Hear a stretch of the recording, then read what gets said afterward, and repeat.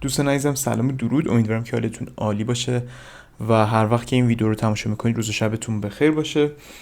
خیلی خوش اومدید به ویدیو جدید یوتیوب. من حالا فکر کنم دو سه ماهی میشه که هیچ ویدیویی آپلود نکردم و خب هیچ فعالیتی هم نداشتم، اما عرضم حضورتون که حالا با اجازه دوستای عزیز و به احترام عزیزانی که حالا درخواست داشتن و لطف دارن نسبت به من حالا یکم فعالیت خواهم کرد و این فعالیتی که خواهم داشت قطعا در راستای کمک به جامعه ترید ایران هستش و به امید خدا میریم که با هم دیگه به تهش برسیم انشالله توی دنیای معامله گری. خیلی نمیخوام سرتون رو درد بیارم و اصلا نمیخوام تایم ویدیو هم زیاد بشه. خیلی سریع میرم اصل مطلب. حتما اینستا رو دنبال کنید، حتما کانال تلگرام جوین بشید. به امید خدا به زودی خیلی زودتر از چیزی که فکرشو بکنید ما توی یوتیوب لایف خواهیم بود و لایف ترید خواهیم داشت و مطمئنم که میدونم که خیلی از شماها تو این چندین سال، تو این 2 سال 3 سال فکر کنم، نمیدونم چند سال شد، خواستر همچین چیزی بودید و به زودی قراره که این اتفاق بیفته و اونجا قراره ببینم شما رو و با هم دیگه لایف ترید داشته باشیم. قراره که تو این ویدیو این ریزشی که اتفاق افتاده رو بررسی کنیم و ببینیم که چجوری میتونستیم بگیریم این ریزش رو. توی پوند به ین هستش. خب من چارت رو پاک کنم تا اینجا. خب چیزی که وجود داره و مشخص هست این هستش که ما یک روند به شدت نزولی رو داریم دیگه. کاملا مشخصه، کف ها به سمت پایین شکسته شده و ما سقف و کف پایین تر داریم میزنیم. این منشأ کجاست؟ خب ما 2 تا ناحیه خیلی مهم داریم. یکی این اوردر بلاک رو داریم، خب یکی هم این اوردر بلاک رو داریم. ولی این نکته‌ای که میدونیم چیه؟ میدونیم که تو اینجور مواقع ما از این اوردر بلاک استفاده نمی کنیم و دلیل استفاده نکردنش چیه؟ اینه که های این اوردر بلاک میشه نقدینگی برای این اوردر بلاک و یک نقدینگی الان ما اینجا داریم. خب که من این رو علامت بزنم به عنوان نقدینگی و ما این شکلی ازش استفاده میکنیم و الان این اتفاق باعث میشه که اعتبار این اوردر بلاک من بالا بره. این نقدینگیه. خب ببینید یه سری اینجا سل زدن، پشت استپشون رو این پشت گذاشتن دیگه. استپا اینا ترکیب میشه با این سفارشات بزرگی که اینجا هستش توی این ناحیه که کلن منشأ ریزش ماه و قطعا یک سری سفارش ها اینجا جا مونده. پس همینطوریش اعتبارش بالا هست و این باعث میشه بالاتر هم بره. منتظر میشیم که خب قیمت به این ناحیه برسه و نکته مهم چیه؟ نکته مهم اینه که قیمت وقتی به این ناحیه میرسه، ببینید خب خیلی طول میکشه که بهش برسه دیگه. یعنی شما اینجا میرسه، یه بازه زمانی 1 روز خورده ای. ممکنه با خودتون بگید که اوکی من باید این همه صبر بکنم برای اینکه نمیدونم یه دونه اینجوری ترید بخوام بکنم و از این چیزا. چند تا نکته مهم. یکی این که اگر که همچین ذهنیتی داری که مطمئن باش که ضرر خواهی کرد و هیچ وقت سوده نخواهی بود. اینو اصلا شک نکن، از منم داشته باش و بدون که اگر واسه گرفتن یک ترید نمیتونی اینجوری صبر کنی، مطمئن باش که مارکت هم بی صبرانه منتظره که پولتو ازت بگیره. نکته دوم این هستش که خب ببینید هر کدوم از این حرکتی که الان به سمت بالا رفته توی تایم های پایین تر، هر کدومش موقعیت ترید داشته، پس جای نگرانی نیست. ما صرفا نکته اینه که چیزی که تو لایو مارکت هست میتونیم استفاده بکنیم. مثلا مثال میزنم، اینجا ما مثلا میتونستیم قیمت اومده پایین رفته بالا، حالا مثلا با این اوردر بلاکی که اینجا وجود داره مثلا ما میتونستیم افزایشش رو بگیریم. خب خب تو لایو مارکت که مثلا من اینجا واسه مهم نیست که. اینجا هم دقیقا همینطور، من تو لایو مارکت همچی چیزی رو میبینم واسه مهم میشه دیگه. قیمت میاد نقدینگی رو جمع میکنه، برخورد میکنه به اوردر بلاک، تایم کاری هم هست و 2 تا تاییدیه میده به ما. تاییدیه اولش چیه؟ تاییدیه اول تو همین تایم فریمه. اینی که میاد نقدینگی رو جمع میکنه، به اوردر بلاک برخورد میکنه، یه دونه اوردر بلاک جدید دیگه به وجود میاره.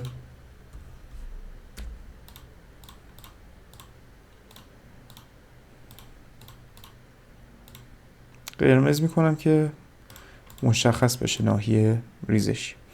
و همین میشه تاییدیه من برای ورود، نقطه ورود روی اوردر بلاک، حد ضرر پشتش. اینو من قفل کنم، اینم همینطور. نقطه ورود روی اوردر بلاک، حد ضرر پشتش. دیگه معامله‌ای که میشد گرفت، حداقل مثلا جایی که میشه گرفت اینجاست دیگه. این نقدینگی که اینجا هستش که یه معامله 1/3 همینجا فعال میکنه و توی 2 تا کندل تیپیشو با همین تایم فریم 1 ساعته میده و چه بسا که همه این نقدینگی رو هم جمع میکنه و ریوارد آخرش فکر کنم تا ریوارد نزدیک 6 رو میده. ولی خب شما همین 1/3 هم میگرفتید یا بگیرید کفایت میکنه، اصلا نیازی نیستش که تریت های بیشتری بگیرید، یعنی ریسک ریوارد های بیشتری بگیرید یا اینکه حجمی بردارید منتظر باشید که مثلا تا اینجا بیاد که این نقدینگی کامل جمع بشه. حالا تاییدی دیگه که میشد گرفت چیه؟ اینه که میریم تایم فریم 15 دقیقه. خب این لیکویدیتیه معلوم نیست. تو تایم فریم 15 دقیقه تاییدیه که خب میدونم خیلی از شما دوست دارید، چنج اف کاراکتر هستش، تغییر روند، MSS، چنج اف کاراکتر، حالا هر اسمی که وجود داره، BOS، خیلی اهمیتی نداره. و اون چه شکلیه؟ این شکلیه که اوکی من یه ناحیه ریزشی الان دارم و قیمت داره به سمتش حرکت میکنه که خب بعدش این ریزش اتفاق بیفته دیگه. خب قیمت قاعدتا بخواد به سمت این ناحیه مهم من بره، خلاف روند هستیه. یعنی چی؟ یعنی من دارم سقف و کف بالاتر میزنم. پس انتظارم چیه؟ اینی که قیمت مثلا مثال میزنم سقف جدید زد، بیاد کف من رو مثلا به سمت پایین بشکنه، حالا کشیکون روندم نزولی شده دیگه، بعدش این ریزش اتفاق بیفته. چنج اف کاراکتر اینه که ما الان اینجا آخرین سقفی که داریم اینجا هستش که سقف رو زده، کفم اینجا دیگه خیلی واضحه.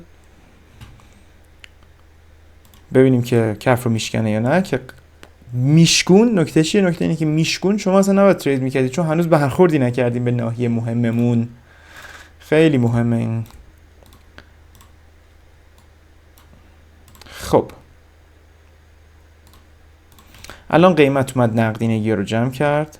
ببینید این نقدینگی رو جمع کرد، برخورد کرد اوردر بلاک، روند صعودیه تو 15 دقیقه. حالا من دنبال ریزشم، پس باید ریزش قیمت اتفاق بیفته. قیمت میاد سقف بالاتر میزنه، اینجا سقف منه، پس سقف آخرم که اینجا هستش بالاترش رو دیده. کفم کجاست؟ کفم اینجا کاملا معلومه. ببینید اینجوری رفته اومده، منشأ اینجاست، رفته بالا. پس من باید منتظر باشم که این کفه به سمت پایین شکسته بشه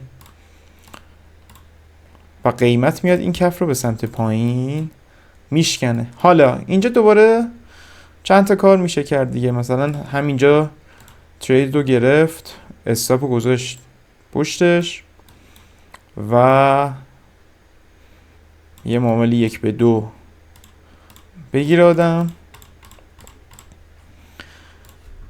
که خیلی شیک و تمیزی این اتفاق میافتاد. واقعا خیلی معامله شیکی ها، جدی میگم. یعنی اصلا این یه معامله تمیز و واقعا با کلاسیه. حالا اگه میخواستید ریسک و ریوارد بهتری داشته باشید، البته از اون برم خب ریسکش بالاتر میرفت این جور ترید کردن. اینجا بریکر بلاک دارید شما، بریکر بلاک نزولی، و شما میتونید نقطه ورودتون رو بذارید روی بریکر بلاک، حد ضرر پشتش. خب استاپ نصف شد دیگه، از 30 رسید 16 و 6 و از 1 به 2 میرسیم به 1 به 3 و نیم و اینجوری هم میتونستید ورود بزنید. حالا یه روش دیگه هم توی این تریده میشد ورود زد که الان میخوام بهتون بگم. توی تایم فریم 1 ساعته خب ما قیمت اومد یه تاییدیه 1 ساعته داد دیگه، درسته؟ اومد یه دونه اوردر بلاک 1 ساعته تشکیل داد دیگه، اوردر بلاک 1 ساعته ریزشی. شما ممکن بود که همه اینا رو حالا جا میموندید، فرض مثال موقعیت رو از دست دادید، همه این اتفاق افتاده، چیکار میتونستید بکنید؟ در این اوردر بلاک دنبال تاییدیه باشید و باز هم اینجا استاپتون کوچیک‌تر میشه اینجوری، چون دارید هی تاییدیه رو تاییدیه میگیرید دیگه و ریسک به ریوارد بهتر. خب قیمت چیکار میکنه؟ برخورد میکنه به اوردر بلاک و بعدش یه دونه اوردر بلاک تمیز 15 دقیقه به وجود میاره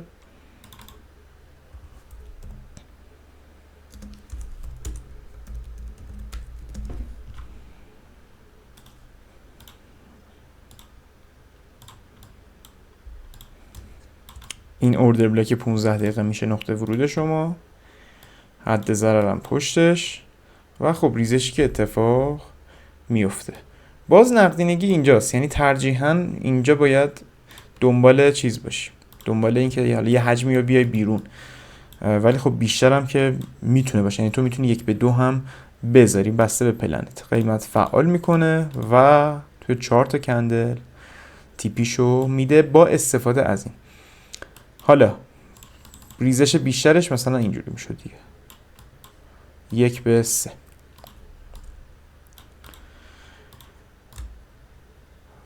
و ببینید خیلی ساده واقعا، از یه دونه ترکیب اوردر بلاک و نقدینگی که ویدیوشو توی الان کانالم برید ببینید، تو 2-3 تا ویدیو قبل گذاشته بودم ترکیب اوردر بلاک با نقدینگی و اینا، همه ویدیوام توضیح دادم. روند، ناحیه گران، نقطه مهم، تاییدیه درست و گرفتن ریزش، به همین سادگی و جذابی. حالا البته یه نکته‌ای که وجود داره اینه که اگر تازه شروع کردی یا اگر هنوز به نتیجه نرسیدی اینقدر ساده نیست. برای من یه جوری عادت شده اینجوری چارت رو نگاه کردن، به خاطر همین میگم ساده است، ولی مطمئن باشید که هر چیزی که کار میکنید و هر سبکی که کار میکنید، هر نوعی که استراتژیتون هست، هر چیزی که ستاپتون هست کار میکنه، فقط باید زمان بذارید و وقت بذارید. حتما اینستا رو دنبال کنید، یوتیوب رو حتما دنبال کنید، لایف ترید ها به زودی شروع خواهد شد، کانال تلگرام هم حتما جوین بشید. خیلی ممنون میشم که حالا اگر دوست داشتید یه کامنت بذارید ببینم که اصلا تماشا کردید، دوست داشتید، خوشتون اومده یا نیومده و براتون بهترینا رو میخوام. تا ویدیوی بعدی شما رو به خدای بزرگ میسپارم.